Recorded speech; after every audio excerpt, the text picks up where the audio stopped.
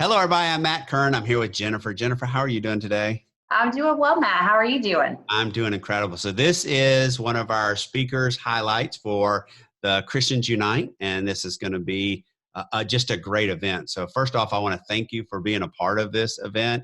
I'm really honored, all the way from Jacksonville, Florida, sitting out on the water where it's so beautiful that you took the time to just do this with me. So thank you. Thank you for having me, Matt. So here's what we're going to do is we're not going to go too far, but I just want you to tell a little bit about yourself. You speak on Saturday for this event. I So do. that's when they're really going to get the full story of it. But just talk a little bit about yourself. Just give them a little insight of, who Jennifer Smith is. Yes. Hello, everyone. So I am actually living in Jacksonville, Florida. I am a single mother and I have two beautiful daughters that are 9 and 7. I am the founder and CEO of an organization called the Giving Closet Project, and our mission is to provide clothing and other basic essentials to students in need.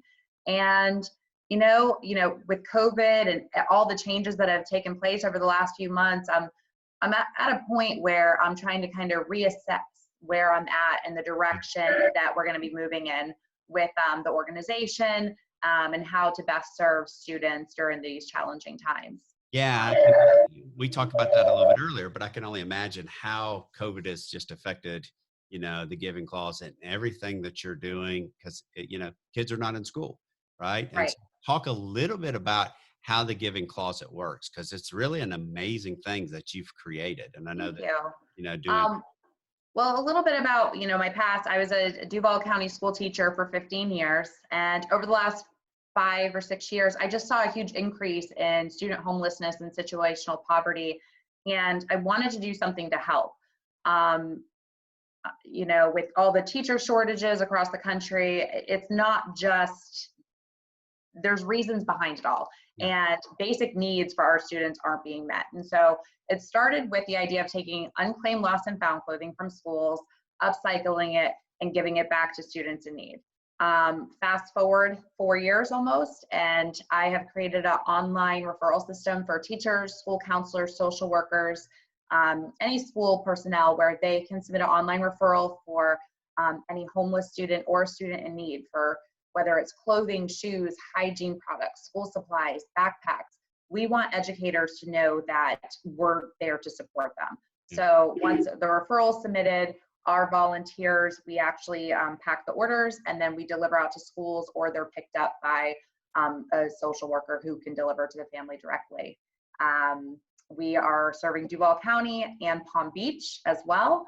And we plan on scaling out across the country in the next few years because this model can definitely be implemented in any school district across the country. In addition to just serving students like that, we have upcycled close to 150,000 pounds of unclaimed clothing from school lost and founds. And we're also working on a program where we do lost and found makeovers for schools. So that way schools have an efficient lost and found instead of just a heaping mound of clothes. And hopefully more kids will reunite with their lost items, which means happier parents, cleaner school. And so we've been working on that. We did receive a grant from the Dolores Bar Weaver to kind of help ramp up the lost and found makeover program. So lots of different moving pieces over the last few years, but it's all coming together. Yeah, it's just a huge thing that you're doing. You're making such a huge difference. And we were joking a little bit before, but it's not really a joke about everybody's gone to the lost and found in their school. And it's not always a very pretty thing, right? No, it's not. So yeah, go ahead. Kids, it's natural. I have kids, you have kids.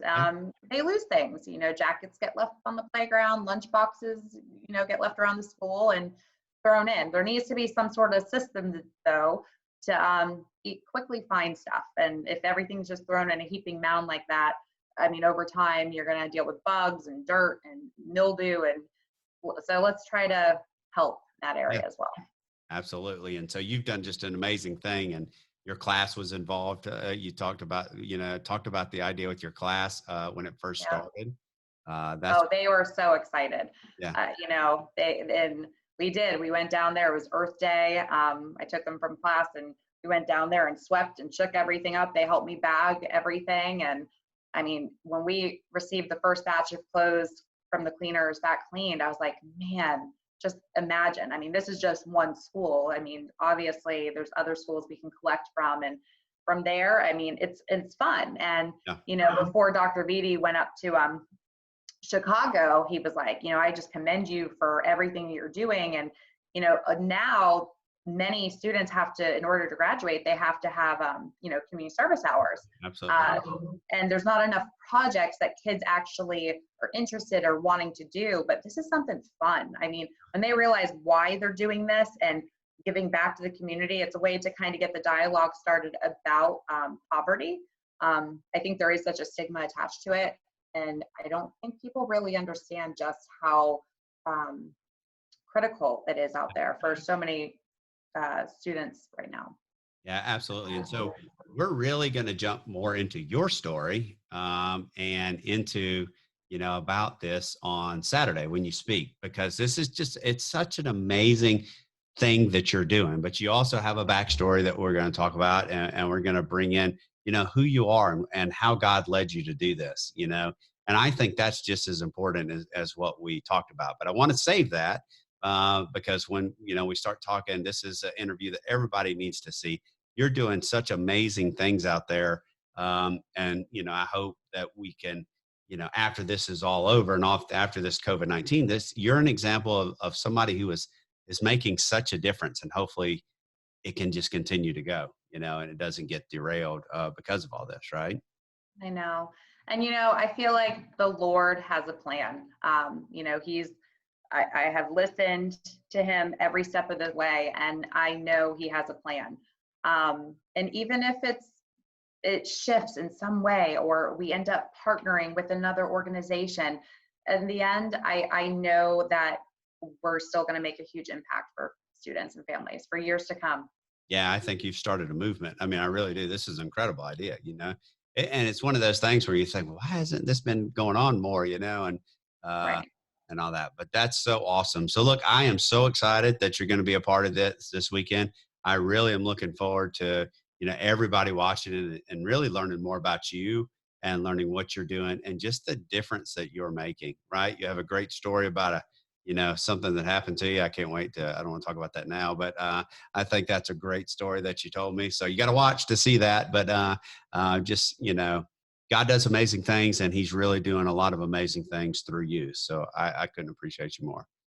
Matt, thank you. I look forward to joining you on Saturday. Yeah, Super excited. yes, Yes. it'd be great. So make sure you're watching Friday and Saturday night of this week, and you know, so it's just going to be a great event. We have a lot of great speakers, but you're going to be one of them, and so I look forward to interviewing you.